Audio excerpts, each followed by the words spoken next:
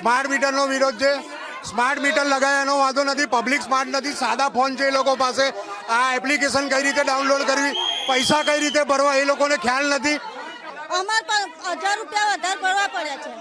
હવે 1000 રૂપિયા અત્યારે આ રિચાર્જ કરાવ્યું, પછી 15 દાડા પછી કે તમે બીજી વખત રિચાર્જ કરાવો, તો રૂપિયા કઈથી લાવવાના? અમે કામ કરીને બંગલે કામ કરીએ છીએ. સ્માર્ટ મીટર નથી જોતા.